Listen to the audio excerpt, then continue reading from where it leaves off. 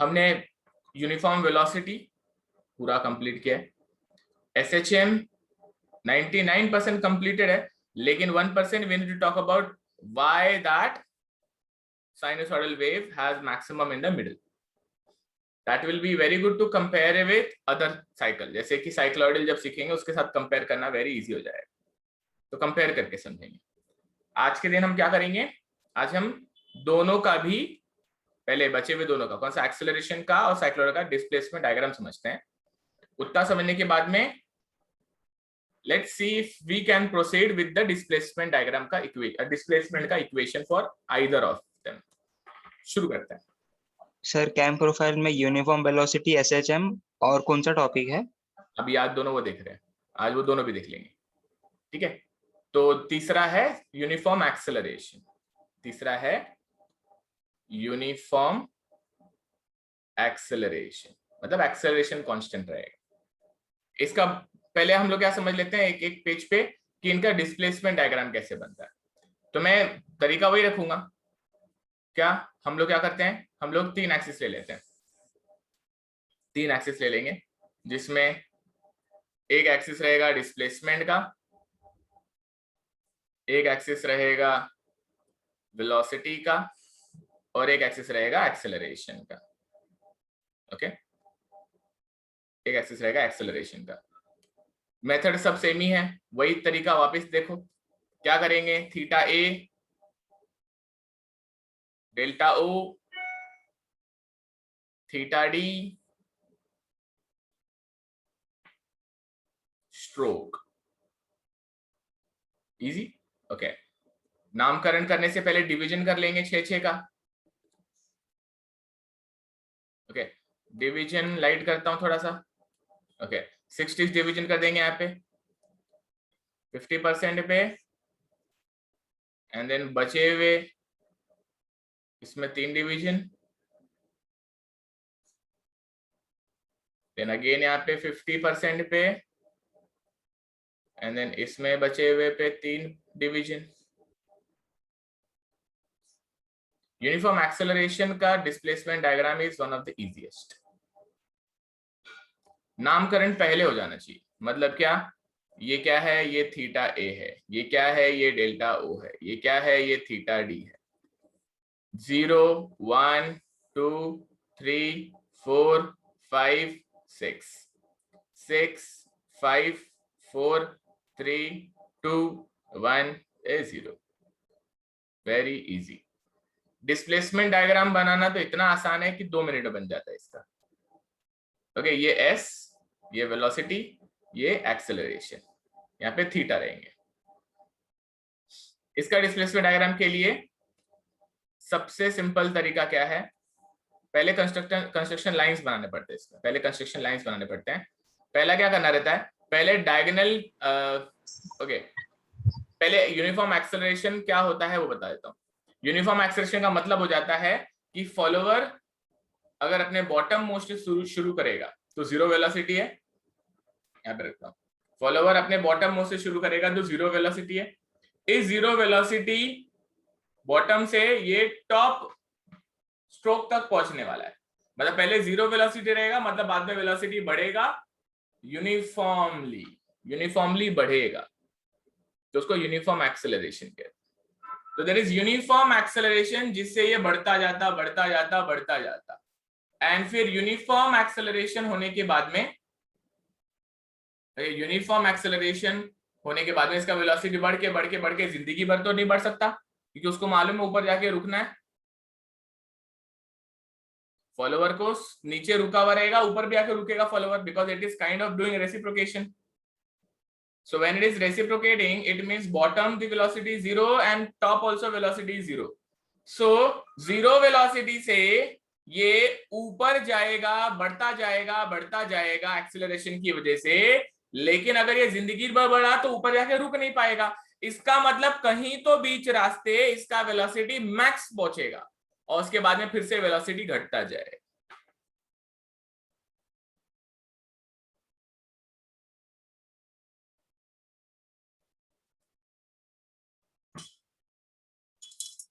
आपके दिमाग की बत्ती जली? हाँ सर। हाँ सर। ओके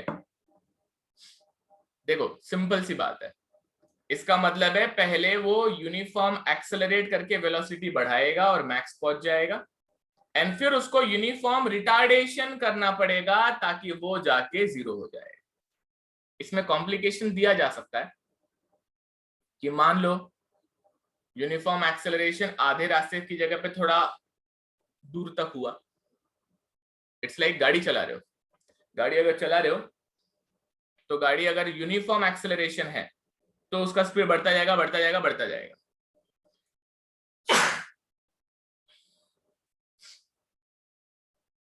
आधे रास्ते पहुंचने के बाद में आपका मैक्स वेलोसिटी पहुंच गया, लेकिन आपको लास्ट में रुकना भी है तो एक्सेलरेटर छोड़ना पड़ेगा और साथ में ब्रेक दबाना पड़ेगा ना।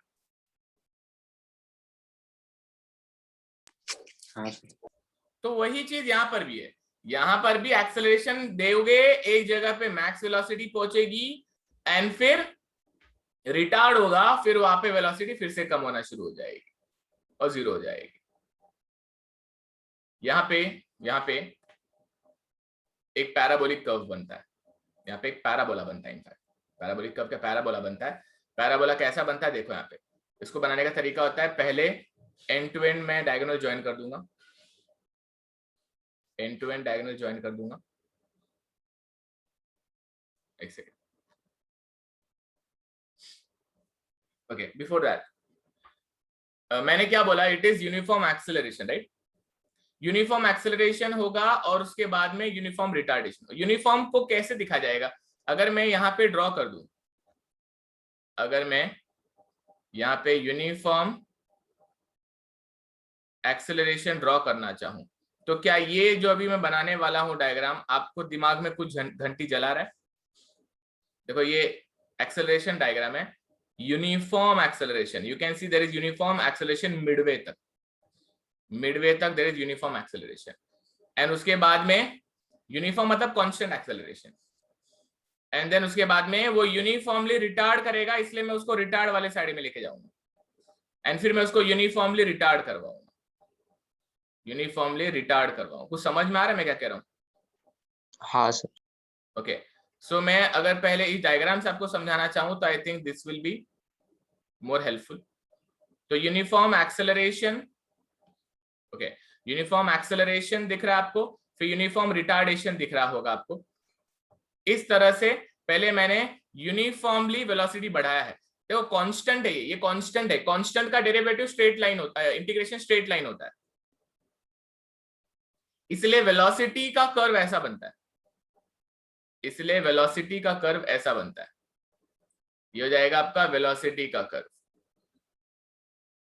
आपको याद आ रहा मैंने आपको यूनिफॉर्म वेलोसिटी वाला जो परसों टॉपिक शुरू किया था, तो उसमें मैंने आपको बोला था कि वेलोसिटी कांस्टेंट है तो एक हॉरिजॉन्टल लाइन है, और फिर उसका integration displacement diagram was a क्या होता है straight line with a slope.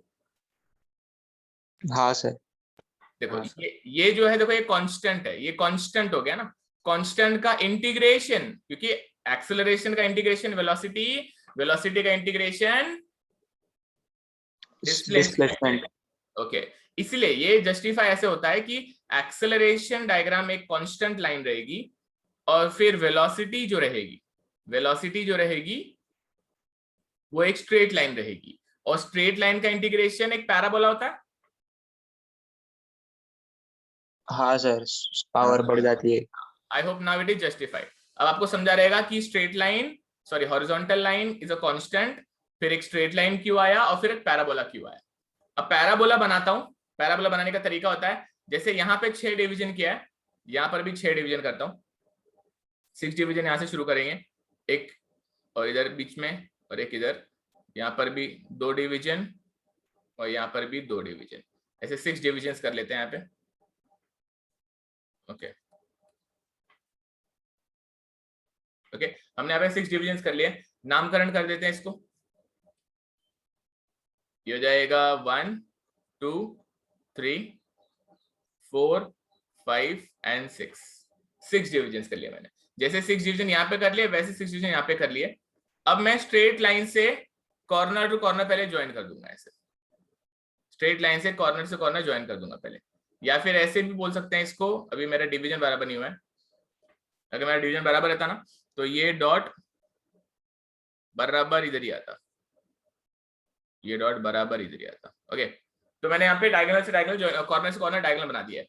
अब मैं क्या करूंगा, अब इस कोने से नीचे के दोनों डिवीजन को ज्वाइन करूंगा, इस कोने से नीचे के दोनों डिवीजन ज्वाइन करूंगा। अगर तुम लोगों को पैराबोला याद भी होगा जो हमने सीखा था ग्राफिक्स में, तो ये थोड़ा बहुत घंटी बजती रहेगी, अभी नहीं तो बाद में तो बजी जाएगी। 0 से 1, 0 से 2, 0 से 3, ऐसे ही 0 से 4, फिर 5 से, सॉरी 0 बोल रहा हूँ, इस कोने से 4 और 5, इस कोने से 1 और 2, इस कोने से 1 और 2, उस कोने से 4 और 5 ज्वाइन करना है, बस इतना याद रखना है। अब ये होने के बाद क्या करना पड़ता है, ये देखो जो 1 का 1 पे, 2 का 2 पे, ये देखो एक पैराबोला बनता है यहाँ पे ऐसे, ये एक पैराबोला बनता है। हाँ सर समझ गया। हाँ, ऐसे ही 4 वाले लाइन का 4 पे एंड 5 वाले लाइन का 5 पे, इस तरह से हम लोगों ने एक पैराबोला बनाया था। चलो अभी इसको ज्वाइन करेंगे बाय स्मूथ कर्व, तो ऐसा दिखेगा। देखो यहाँ पे पहला ये पैराबोला लोअर हाफ में, ओके, ये बन गया लोअर हाफ का पैराबोला। ऐसे अपर हाफ का पैराबोला,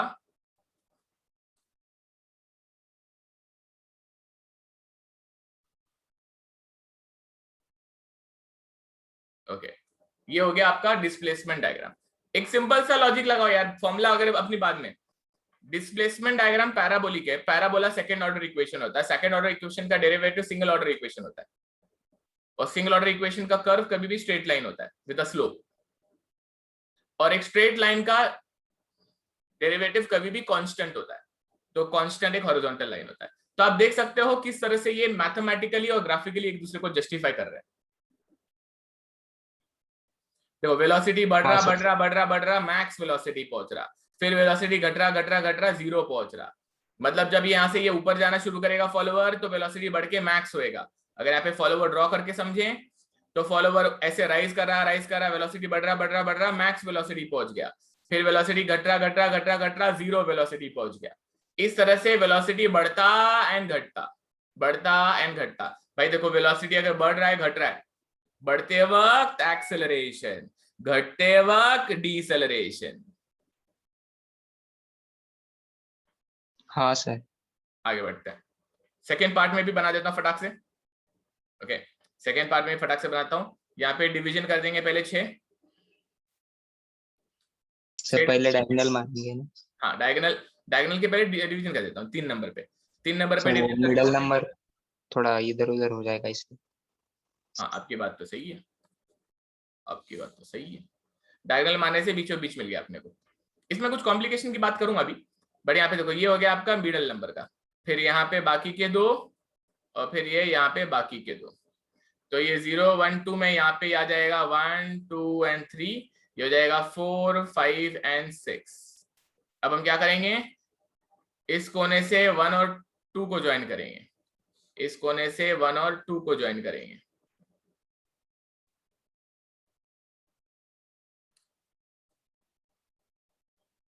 ओके, और ऊपर के कोने से 5 एंड 6, 4 एंड 5 को ज्वाइन करेंगे, 4 एंड 5 को ज्वाइन करेंगे। ओके, इस तरह से हमने ज्वाइन जब कर दिया तो अभी पॉइंट ऑफ इंटरसेक्शन निकालना है।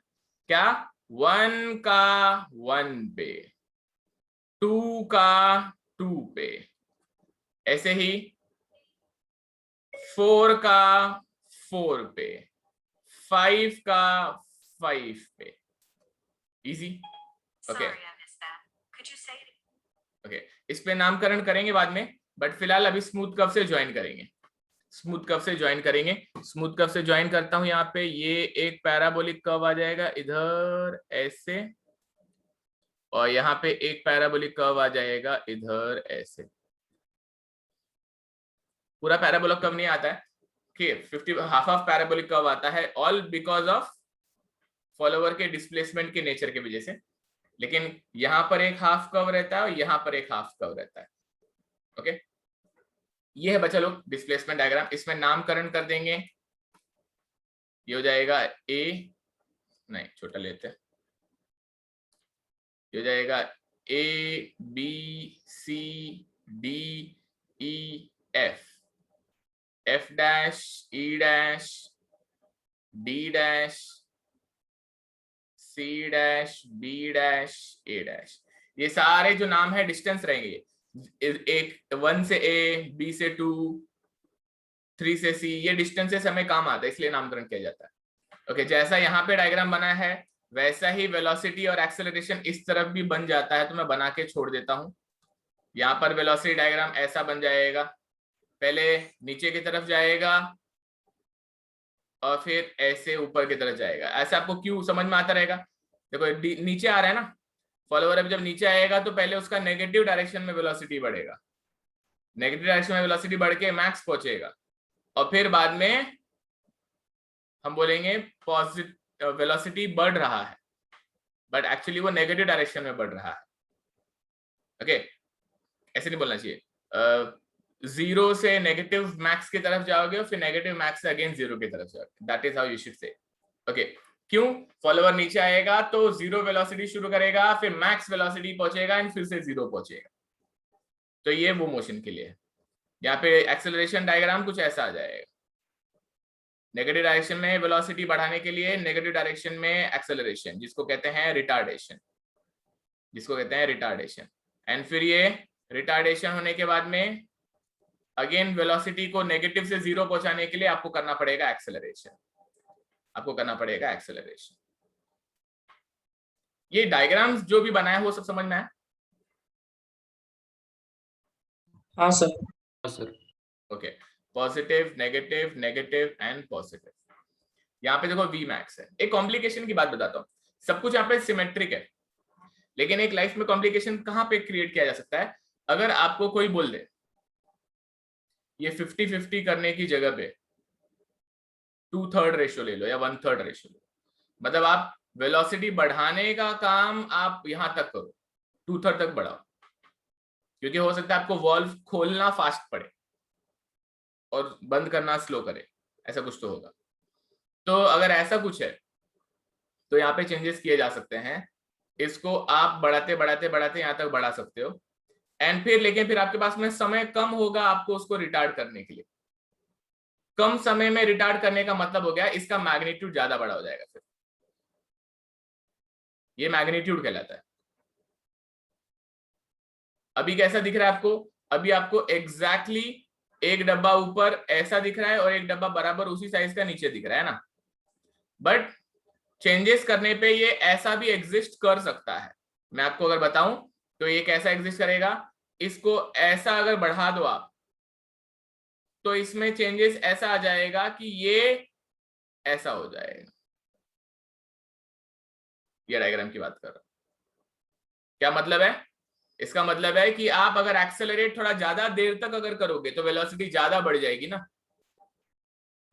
जब वेलोसिटी ज्यादा बढ़ जाएगी तो ज्यादा वेलोसिटी से आपको 0 पे आना पड़ेगा कम समय में, मतलब रिटार्डेशन की मैग्नीट्यूड ज्यादा होगी।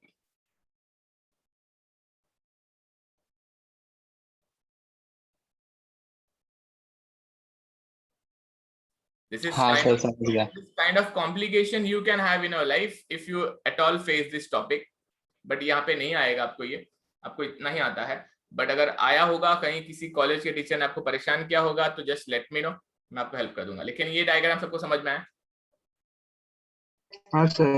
ओके, फॉर्मूलाज अभी नहीं फोकस करता हूँ, ठीक है, फॉर्मूलाज के लिए नेक्स्ट लेक्चर में करता हूँ। आज दूसरा टॉपिक को भी ग्राफिकली समझा देता हूँ, साइक्लॉइडल। ओके, नेक्स्ट पेज पे साइक्लॉइडल समझा देता हूँ। साइक्लॉइडल फोर्थ टॉपिक है साइक्लॉइडल मोशन। तुम लोगों को साइक्लॉइड पता है, ये भी कवर किया था मैंने, अगर मतलब मैंने ग्राफिक्स वालों कवर किया था। आप लोगों को साइक्लॉइडल का थोड़ा भी आइडिया है कि साइक्लॉइड क्या होता है? हाँ, काइंड ऑफ है। हाँ सर, जब भी हम सिलेंडर को जो रोल करते हैं ना, वो पॉइंट ट्रेस करते हो पाथ सरकमफेरेंस में। नॉट बैड, पूरी तरह से करेक्ट नहीं, लेकिन 90% तो करेक्ट है आपकी बात। ओके, इन्होंने जो बोला वो करेक्ट है कि कोई एक सरफेस ले लो, उस सरफेस पे किसी सर्कल को अगर रोल करा दो, रोलिंग मोशन, मतलब वो रोल करता हुआ अगर अलग अलग पोजीशन पे जा रहा है, ऐसे रोल करता हुआ ऐसे अलग अलग पोजीशन पे जा रहा है,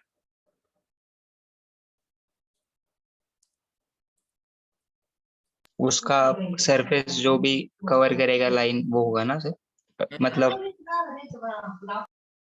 नहीं वो नहीं होगा, बट हाँ ठीक है मैं बता देता हूँ नेक्स्ट। मतलब इसमें क्या होता है, इसमें अगर आप किसी सर्कल को रोल करते जाओ, तो मैं क्या कर रहा हूँ इस टाइम पे, मैं उसका इंस्टेंटेनियस पोजीशन बनाते जा रहा हूँ।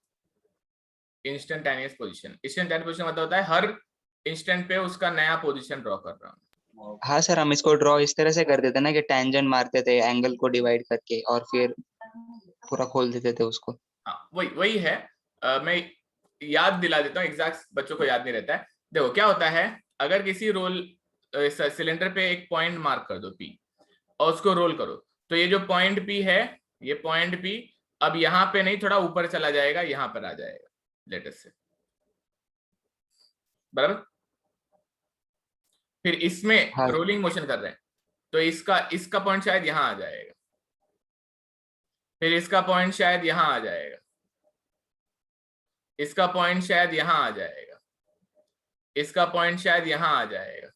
ऐसे ही हर एक जगह पे मैं ये सर्कल अगर बनाते जाऊं हर इंस्टेंट पे, जब तक इसका 360 डिग्री कवर ना हो जाए। जब इसका 360 डिग्री खत्म हो जाएगा तब मैं रुक जाऊंगा, अभी तक नहीं हुआ है। ओके, मैं 2-3 इंस्टेंस और बना देता हूं। एक ये भी ले लिया और मे भी शायद इसमें हो जाएगा। ओके, मान लो ये हमारा एक पूरा चक्कर घुमा हुआ सर्कल है, इसका अभी ये पॉइंट है यहाँ पे, और दूसरा पॉइंट यहाँ पे ले लेता हूं, तीसरा पॉइंट यहाँ पे ले लेता हूं, एंड लास्ट का पॉइंट अगेन यहाँ पे ले लेता हूं।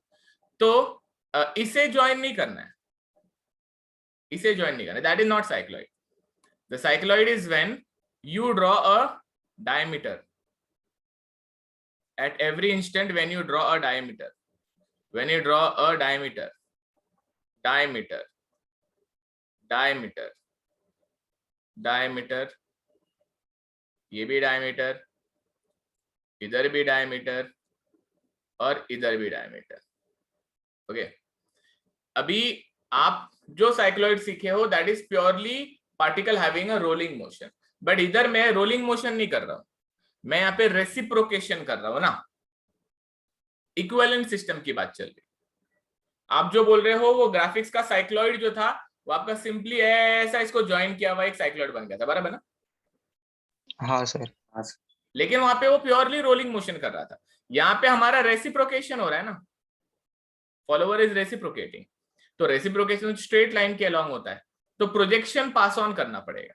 मतलब क्या, इसका प्रोजेक्शन इस पे, इसका प्रोजेक्शन इस पे, इसका प्रोजेक्शन इस पे, ये यहीं पे प्रोजेक्शन मान लो, इसका प्रोजेक्शन इस पे, याद है कल की बात है, इसका प्रोजेक्शन इस पे और इसका प्रोजेक्शन इस पे। जैसे आप लोगों को एसएचएम में हाफ सर्कल था और फिर हाफ सर्कल था, यहाँ पे पूरा एक सर्कल घूम के वो राइज करेगा।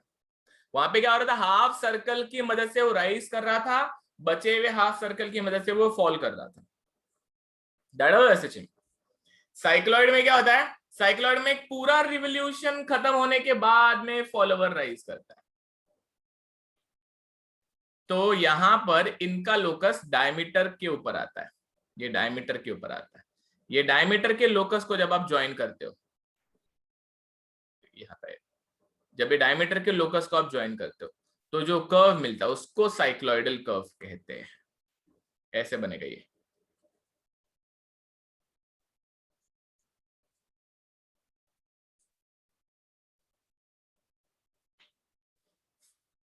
समझा?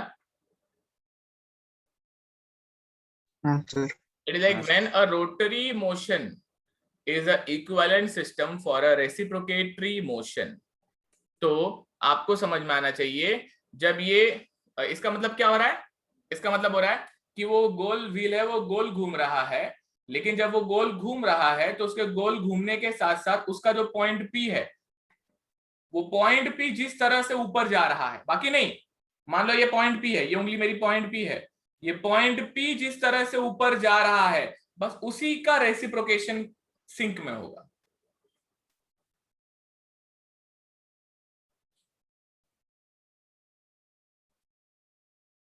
पटा कि नहीं पटा?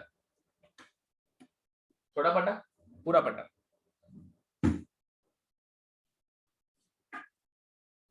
इमेजिन कर लो ये फॉलोअर है और ये मेरा हाथ रोलर है। इमेजिन कर लो यहाँ पे ये टाइनी उंगली मेरी, ये जो टाइनी उंगली है, ये टाइनी उंगली के साथ में मैं इसको सिंक में रखने वाला हूं। अभी ये बॉटम में तो ये भी बॉटम है। जब ये रोल मोशन करेगा तो टाइनी उंगली ऊपर जाएगी साथ में।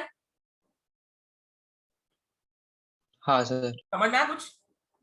हाँ सर, अभी समझ गया। हाँ sir.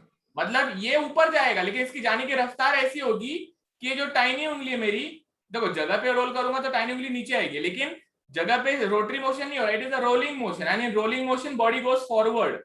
When in rolling motion body goes forward, the speed by which this point would be going upward is nothing but my follower would be tracing, and when such follower would be tracing such a point, the motion of the follower is called as cycloidal motion. Cycloidal motion formula में ये काम आने वाला है, logic formula बनाने के लिए। Cycloidal motion अगर समझ में आ गया है तो well and good. Now let us draw the displacement diagram. Okay, displacement diagram बना देते हैं। काला लेते हैं, काला ही लेंगे। वाई एक्सिस, एक्स एक्सिस, सब पे सेम ही लॉजिक है। Velocity and displacement. डिस्प्लेसमेंट में हम बनाते हैं ऊपर एक स्ट्रोक, डिस्प्लेसमेंट हम बनाते हैं यहाँ पे स्ट्रोक। स्ट्रोक बनाने के बाद में हम करते हैं डिवीजन। डिवीजन करेंगे थीटा ए, ओके, थीटा ए।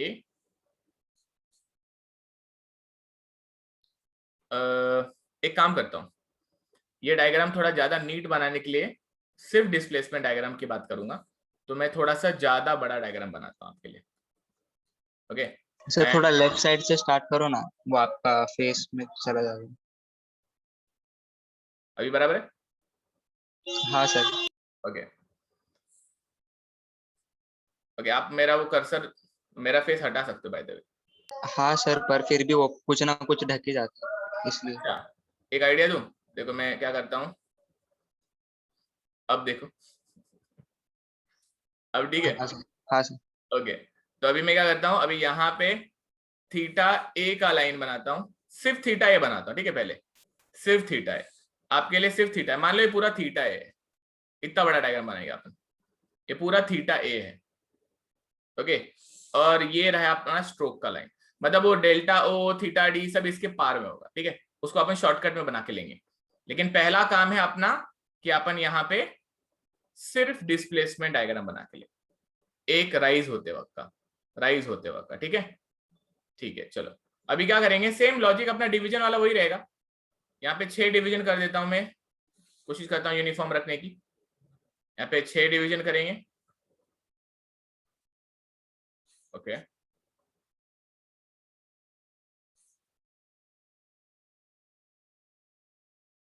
फिर यहाँ पे इसमें थोड़ा सा खचड़ मचड़ ज्यादा होता है इसलिए मैं इसको अलग से बना रहा हूं। ओके,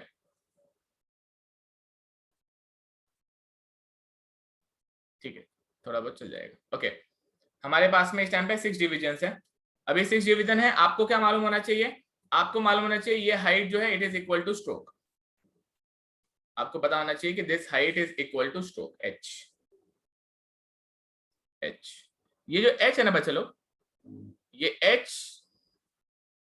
को अगर आप सरकमफरेंस ट्रीट करो तो आप लोगों को H is equal to 2 pi R लगाना है और एक रेडियस निकाल लेना है। आपको एक रेडियस निकाल लेना, क्या करना है? h is equal to 2 pi R लगाना है और एक रेडियस निकाल लेना है, और जो radius h equal to 2 pi R से आएगा उसका तुम्हें बनाना है यहाँ पे एक छोटा सा सर्कल इस कोने में। छोटा ही रहेगा बट ठीक है, छोटा सा बोलने का मतलब है रेडियस जो रहेगा उस रेडियस का बनाने का। तो यहाँ पे बना देना आपको सर्कल। क्यों? क्योंकि मैंने आपसे क्या कहा, रोलिंग मोशन क्या होगा, इसका rolling motion is proportional to पूरा स्ट्रोक का कंप्लीशन। तो यहाँ पे इसको रोल कराने के लिए इसका रेडियस लगेगा, क्योंकि आपको अभी साइक्लोइडल मोशन जब आपको मैंने साइक्लोइडल मोशन समझाया तो मैंने आपसे जस्ट बताया कि एक पूरे सर्कल को गोल घुमाते हैं तो उसका ही प्रोजेक्शन लेते हैं। तो ये वो सर्कल है जिसको गोल घुमाएंगे, जब ये पूरा गोल घूम जाएगा तब इसके गोल घूमने के बाद में कितना फॉलोवर पर राइज करेगा वो पता करना। मतलब इस सर्कल का 1 revolution is stroke, that's why I have taken circumference of this circle. हाँ सर समझ गए। ओके चलो अब इसको हम लोग क्या करेंगे, अब इसको हम लोग डिवाइड करते हैं 6 पार्ट्स में। ओके इसको 6 पार्ट्स में डिवाइड करेंगे। डिवीजन करते वक्त एक चीज का ध्यान देना है कि कोई भी डिवीजन ऊपर नीचे नहीं आना चाहिए, इस पे नहीं आना चाहिए। Division should not come on this. 6 division करते वक्त 360 डिग्री को 60 डिग्री करना है, तो यहां से शुरू करना, इधर से 0 से शुरू करना। तो यहाँ पे से जब आप 0 से डिवाइड करोगे तो यहाँ पे डिवीजन के समय एक डिवीजन 60 इधर आ जाएगा, फिर एक डिवीजन 60 इधर आ जाएगा, फिर एक डिवीजन इधर ही रहेगा, एक डिवीजन इधर और एक इधर। इस तरह से 6 डिविजन्स कर दिए मैंने। ओके इस तरह से कोशिश की यूनिफॉर्म रखने की, 6 डिविजन्स मैंने कर दिए। नामकरण में क्या होता है, ये 0 है, यहाँ पे देखो ये 1 है, ये 2 है, ये 3 है, ये 4 है, ये 5 है और ये 6 है। तो अभी यहाँ पर 6 डिविजन जो इधर है, इधर 6 डिविजन क्लॉकवाइज घुमाना है। कैसे, ये रहेगा 1, ये रहेगा 2, ये रहेगा 3, ये रहेगा 4, ये रहेगा 5 और ये रहेगा 6। 0 से शुरू किया मैंने यहाँ पे, बाय द वे 0 और 6 कोइंसाइड हो जाते हैं, तो 0 यहाँ पे 1 2 3। ओके अच्छा ये जो लाइन है इस लाइन को मैं नीचे तक खींच लेता हूँ, इस लाइन को मैं नीचे तक ऐसे खींच लेता हूँ। अभी क्या करना है, अभी आप लोगों को 4 और 5 को ज्वाइन कर देना है। अभी आप लोगों को 4 और 5 को ज्वाइन कर देना है और साथ ही साथ में 1 और 2 को ज्वाइन कर देना है। 4 और 5 को ज्वाइन कर देना है और साथ ही साथ में 1 और 2 को ज्वाइन कर देना है। 3 और 6 ऑलरेडी ज्वाइंट है। ओके यहाँ पे डिविजन्स को ज्वाइन करना रहता है, तो मैंने 3 और 6 को ज्वाइन ऑलरेडी किया हुआ, समझ लो। 4 और 5 को ज्वाइन कर देना, 1 और 2 को ज्वाइन कर देना है। और इनको ज्वाइन करने के बाद में आप लोगों को पॉइंट्स मिलेंगे बच्चे लोग। पॉइंट्स कौन से पॉइंट्स मिलेंगे आपको, मिलेगा 1 2 और ये 3 पॉइंट, आपको ऐसे 3 पॉइंट्स मिलेंगे। ठीक है आपको ऐसे 3 पॉइंट्स मिलेंगे। अभी यहाँ पे ये जो 3 पॉइंट्स हैं इनको नाम दे देंगे A, B एंड C।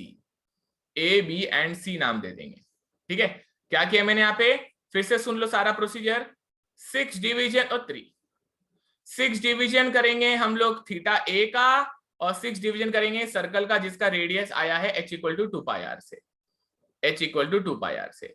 अब उसके बाद में क्या करेंगे, A, B, C में B जो पॉइंट है उसको डायरेक्ट ज्वाइन करना है, इधर डायरेक्ट ज्वाइन करना है, इधर आपको डायरेक्ट ज्वाइन कर देना है। इसे डायरेक्ट ज्वाइन करने के बाद में रोल एंड ड्रॉ की मदद लेनी पड़ेगी। अभी आपको रोल एंड ड्रॉ की मदद लेनी पड़ेगी और वो रोल एंड ड्रॉ की मदद से आपको ड्रॉ करना है parallel line from C point. Parallel line from C point कहां से, सी पॉइंट से एक पैरेलल लाइन ऐसा बनना चाहिए जो एग्जैक्ट पैरेलल होगा ये वाले पहले वाले डायगोनल को, एग्जैक्ट पैरेलल होगा ये पहले वाले डायगोनल को। तो मैंने सी से एक पॉइंट बना दिया, लाइन बना दिया। ऐसे ही ए से ऐसे ही ए से एक लाइन बनाने का है अपने को, ऐसे ही ए से एक लाइन बनाने का है जो पैरेलल रहेगा ऊपर की तरफ, जो पैरेलल रहेगा ऊपर की तरफ। पैरेलल लाइन सबको समझ में आया? हाँ सर। ओके, क्या किया मैंने यहाँ पे आपके लिए डिवीजन करके, इधर भी डिवीजन करके डायगोनल ज्वाइन कर दिए, डायगोनल बोल रहा हूँ, पॉइंट ज्वाइन कर दिए, 4 5 को ज्वाइन कर दिया, 1 2 को ज्वाइन कर दिया, 3 6 ऑलरेडी ज्वाइन था। डायगोनली आपको, सॉरी, इस डायमीटर में आपको 3 वैल्यू मिलेंगे, ए बी सी। सेंटर वाले को डायरेक्टली डायगोनली ज्वाइन कर दो, और फिर ए को एक पैरेलल लाइन मार दो ऊपर, सी को एक पैरेलल लाइन मार दो नीचे। आपको अब मिलेंगे पॉइंट ऑफ इंटरसेक्शन। नीचे वाली लाइन 1 और 2 पे इंटरसेक्शन लाएंगी, बीच वाली लाइन 3 और 6 पे इंटरसेक्शन लाएंगी। जो नंबर लिखा वही, 1 और 2 लिखा है तो 1 और 2 पे, 3 और 6 लिखा हुआ है तो 3 और 6 पे, और इधर 4 और 5 लिखा हुआ है तो ये 4 और 5 पे पॉइंट्स लाएंगे। जो नंबरिंग इधर, उसी नंबर पे वो इंटरसेक्शन लाएंगे। 1 और 2 पे ये रहा, 3 और 6 पे, 3 और 6 पे ये रहा, एंड 4 और 5 पे ये रहा। इनको नाम दे दो A B C D E and F, और अब हम इसे ज्वाइन कर देंगे बाय ए स्मूथ कर्व। यहां से ज्वाइन करना शुरू करना है, ये इधर जाएगा, फिर ये इधर जाएगा, एक एस कर्व जैसा आएगा। यहां पर भी आप देखते रहोगे कि अक्सर अब हमारे कर्व्स का शेप एस होते चला जा रहा है। जितने भी कर्व आपने अभी तक पढ़े हैं साइक्लॉइडल से, इनफैक्ट आपका एसएचएम से, एसएचएम भी आपका एक एस कर्व जैसा ही था, और ये ऐसा। समझ में आया सबको? हाँ सर। हाँ सर समझ। इजी लगा? हाँ सर लग। देखो बहुत सिंपल था। यहाँ पे क्या किया मैंने, 6 डिवीजन इधर, 6 डिवीजन सर्कल पे, एंड डन, काम तमाम। ओके, मैं इसको छोटा कर देता हूँ, श्रिंक कर देता हूँ, कोशिश करता हूँ, एंड फिर हम लोग बाकी की चीजें यहीं पे देखते हैं, बना सकते हैं क्या। Okay, I'll just try to see if I can shrink them all.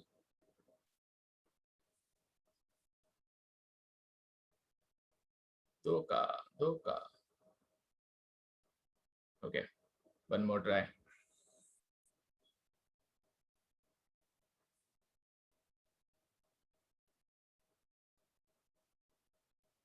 अब समझे रहेंगे क्यों मैंने छोटा ड्राइंग नहीं किया, क्योंकि ये छोटा ड्राइंग करने में बहुत गंदा हो जाता है।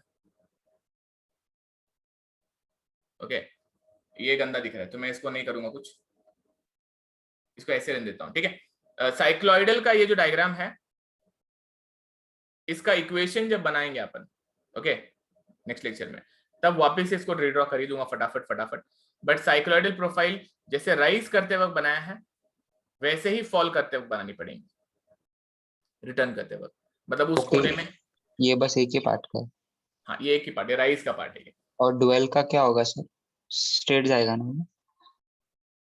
ड्वेल हमेशा स्ट्रेट रहता है, ड्वेल हमेशा स्ट्रेट रहता है। चलो, साइक्लॉइडल भी बता दिया, अब थोड़ा सा पेशेंस रखते हुए इसके बारे में सुन लेते हैं, इसका फॉर्मूला सुन लेते हैं, है ना। I think we can do it.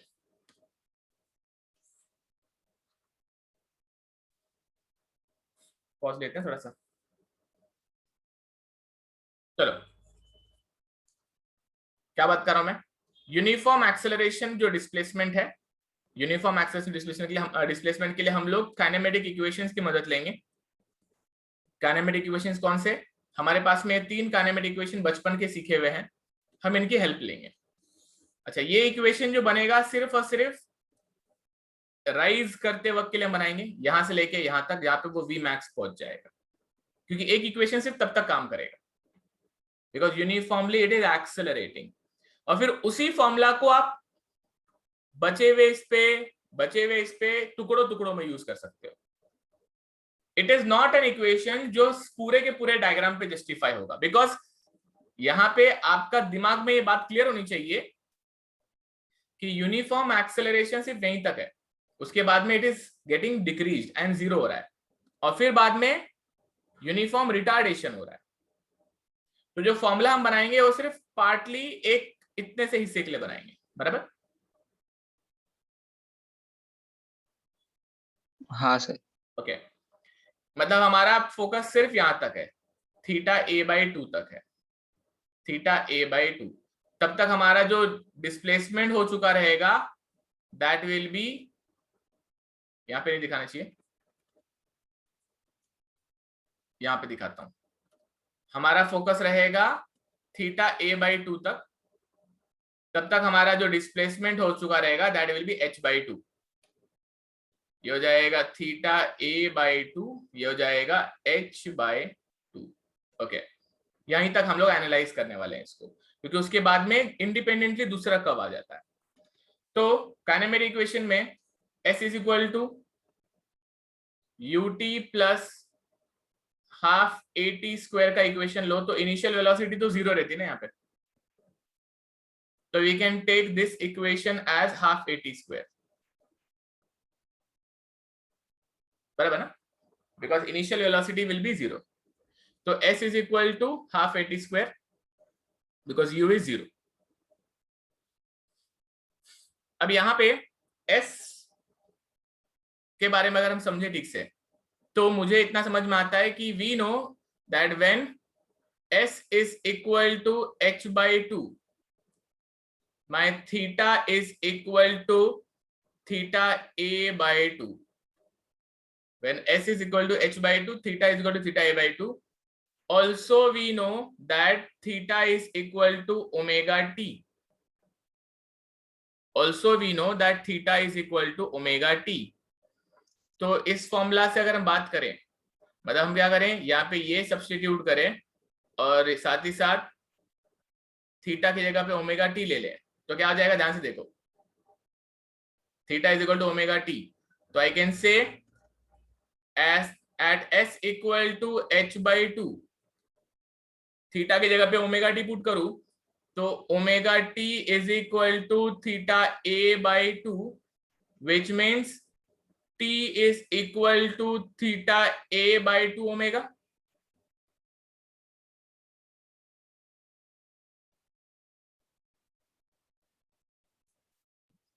S equal to h by 2, theta is equal to theta a by 2, but theta is omega t, इधर सब्स्टिट्यूट किया तो omega T equal to theta A by two, तो यहां से T आ जाएगा theta A by two omega.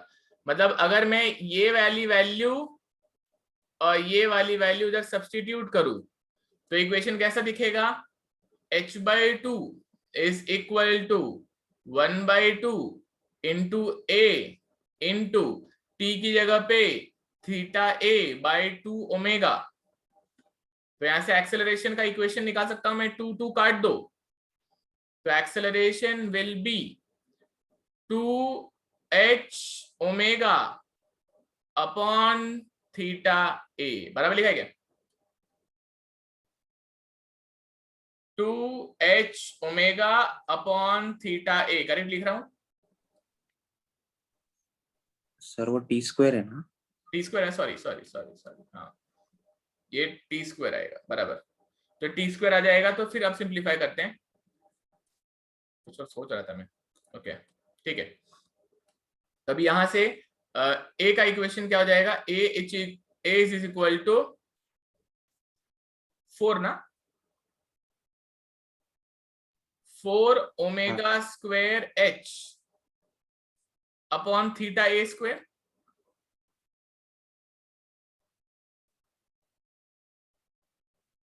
अरे हाँ हाँ सर। चलो, 4 omega square H upon theta A square में 4 भी कांस्टेंट, ओमेगा भी कांस्टेंट, एच भी कांस्टेंट, थीटा ए भी constant, can I clearly say that this equation looks constant? 4 एक नंबर है, कांस्टेंट है, कैम घूम रहा है ओमेगा से, यूनिफॉर्म ओमेगा है वो, तो ओमेगा भी कांस्टेंट है। स्ट्रोक की वैल्यू किसी भी फॉलोअर के लिए फिक्स्ड होती है, तो कांस्टेंट है, जितने पे वो स्ट्रोक का होगा उतने पे कैम का एंगल भी फिक्स्ड रहेगा थीटा, मतलब सब कुछ कांस्टेंट है इसमें। क्लियरली वी कैन से कि मैंने काइनेमेटिक इक्वेशन की मदद से एक ऐसा एक्सेलरेशन का इक्वेशन बना दिया जो मैं कैम फॉलोअर में लगा सकता हूं।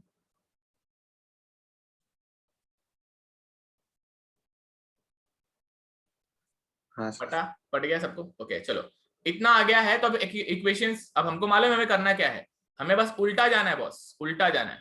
या फिर अपन क्या कर सकते हैं, इसको अगर मैं इधर चिपका दूं तो मुझे s मिल जाएगा। तो s क्या होता है, s is equal to half, a की जगह पे क्या आ जाएगा 4 omega square h upon theta a square t square बराबर। इसको ऐसा भी लिख सकते हैं, 4 और 2 कट जाएगा क्या, 2 ओमेगा स्क्वायर हटा देता हूं, 2h थीटा स्क्वायर लिख सकता हूं मैं upon theta A square. Cut गया omega into T becomes theta, h वैसा का वैसा, समझ में आया। हाँ सर। वेलोसिटी के लिए अगर मैं इसको डिफरेंशिएट करूं तो मुझे वेलोसिटी मिल जाएगा, we know that ds by dt होता है वेलोसिटी। तो इसका डेरिवेटिव इसका लेंगे तो 2 ऐसा का वैसा, 2 नहीं, ध्यान दो, थोड़ा सा ध्यान देना पड़ेगा आपको। देखो मैं यहाँ पे काट देता हूँ, इसको 1/2 को मेंटेन करेंगे। 1/2 क्यों मेंटेन करूं, ध्यान दो। Let us have 2 omega square वैसा का वैसा h upon theta A square वैसा का वैसा, क्योंकि सब तो कांस्टेंट है। ये 2 चला गया, उसका सिर्फ इसका 2 बच गया। टी स्क्वायर का डेरिवेटिव हो जाएगा 2t, ये 2 2 4 हो जाएगा, 2 2 4 हो जाएगा, और ओमेगा टी एक थीटा बन जाएगा और एक ओमेगा बच जाएगा। तो ये जाएगा 4h omega theta upon theta A square. जेपा हाँ सर। हाँ सर। चलो, इसका एक और डेरिवेटिव अगर लेना चाहते हो तो इसका डेरिवेटिव ले लो, तो आपको एक्सेलरेशन आ जाएगा। सिर्फ आपके लिए डेरिवेटिव कर रहा हूं। तो ये देखो dv बाई dt करो, अगर मैं dv बाई dt, तो इसका डेरिवेटिव लेने के बाद में ध्यान से देखो, ये हो जाएगा 2 ओमेगा h वैसा का वैसा रहेगा, 2 omega square h theta A square वैसा का वैसा रहेगा। 2t का डेरिवेटिव सिर्फ 2 बचेगा, और 2 इंटू 2 4 हो जाएगा, 2 इंटू 2 4 हो जाएगा। आप ध्यान से देखो, वही इक्वेशन आया जो ऊपर लिखा हुआ है। हाँ सर। अल्टीमेटली हम ये ना भी निकाले तो भी कोई फर्क नहीं पड़ता है। तो कहीं ना कहीं हमारे पास में बच्चा लोग तीनों भी इक्वेशन आ चुके हैं, तीनों भी इक्वेशन आ चुके हैं। आपको सिर्फ चेक करना है कि जस्टिफाई हो रहा है कि नहीं हो रहा है कर्व के साथ। या फिर आपको कोई बोलता है कि मेरे को Vmax निकाल के दो, तो आपको Vmax अगर निकालना है तो आप क्या करोगे, व्हाट है ये Vmax इधर रहेगा ना,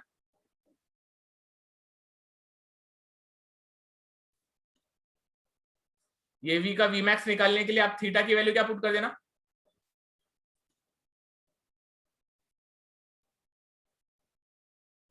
समझा। हाँ सर, थीटा a/2। थीटा की जगह पे थीटा a/2 पुट कर देना, फिर h और ओमेगा और थीटा की वैल्यू पुट कर देना, आपको Vmax मिल जाएगा। बच्चा लोग साइक्लोइडल पे नहीं जंप करूंगा, उसमें बहुत सारे डेरिवेशन है। लेकिन मैंने यहां पर क्या किया, मैंने kinematic equation s is equal to ut plus half at square की मदद ली। उसमें इनिशियल वेलोसिटी 0 रहेगी, क्योंकि फॉलोवर 0 वेलोसिटी से शुरू करता है, तो हाफ at स्क्वायर बचता है। Half at square s is equal to half at square में हमें मालूम है कि जब फॉलोवर का डिस्प्लेसमेंट हाफ हो जाएगा, h/2 हो जाएगा, तब कैम का थीटा ए भी थीटा a/2 हो जाएगा। हमें थीटा की वैल्यू ओमेगा टी मालूम है, तो मैंने ये ओमेगा टी यहाँ पे सब्स्टिट्यूट किया, तो s is equal to h/2, theta की जगह पे omega T becomes theta a/2, यहाँ से t निकाल लिया, t आ गया थीटा a/2 ओमेगा, ये t उठा के यहाँ पे चिपका दिया, s उठा के यहाँ पे चिपका दिया, सिंप्लीफाई कर दिया, a आ गया 4 omega square h upon theta a square. इस तरह से हम लोगों ने एक्सेलरेशन निकाला, और फिर इस एक्सेलरेशन को मैंने क्या किया, इस एक्सेलरेशन को मैं उठा के लेके गया s के इक्वेशन में पुट कर दिया। कहां पे पुट कर दिया, इधर पुट कर दिया। इधर जैसे ही पुट कर दिया s का इक्वेशन ये आ गया।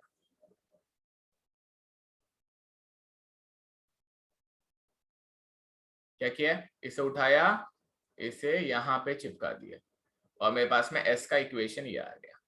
ये तीनों इक्वेशन हमारे इंपॉर्टेंट इक्वेशन आपको पता होने चाहिए। तो अगर मैं इक्वेशंस की बात करूं तो इक्वेशंस क्या रहेंगे, s का इक्वेशन यहाँ पे लिख देता हूं, it will be simply s is equal to 2h theta square upon theta a square. अगर मैं वेलोसिटी का इक्वेशन यहाँ पर लिख दूं तो it will be simply 4h omega theta upon theta a square, और एक्सेलरेशन का इक्वेशन यहाँ पे लिख दूं तो ये हो जाएगा 4 omega square h upon theta a square. आपको क्या करना है, रिस्पेक्टिव वैल्यूज पुट करके इनके आंसर्स निकालने हैं। हम करेंगे कुछ वैल्यूज सॉल्व, तब आपको और बेटर क्लैरिटी मिलेगी।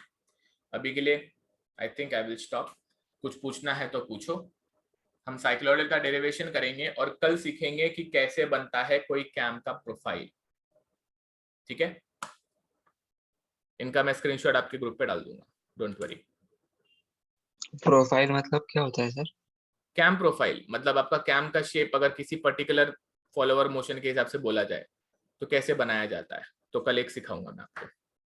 कल क्या करूंगा, साइक्लोइडल एक बार फटाक से रिवाइज करवा के इसका वेलोसिटी एक्सेलरेशन डिराइव कर दूंगा, उसके फॉर्मूलाज निकाल लूंगा। ओके, एंड देन उसके बाद में हम लोग कैम प्रोफाइल बनाएंगे। ठीक है, ओके सर। Okay sir. कल चारों के चारों प्रोफाइल एक जगह पे बना दूंगा ताकि आपको पता रहे कि किसका शेप कैसा दिखता है। आप उसका स्क्रीनशॉट रखोगे, आपको पता रहेगा उसका वेलोसिटी कैसा रहेगा, एक्सेलरेशन कैसा रहेगा। सर स्क्रीनशॉट भेज दोगे? हाँ, आज सारे स्क्रीनशॉट ग्रुप पे आ जाएंगे। कल भी आ गया था ना? हाँ कल का आ हाँ गया सर। चलो बाय बच्चे लोग, have a nice day. Bye sir. Bye bye thank you sir. Bye dear, bye.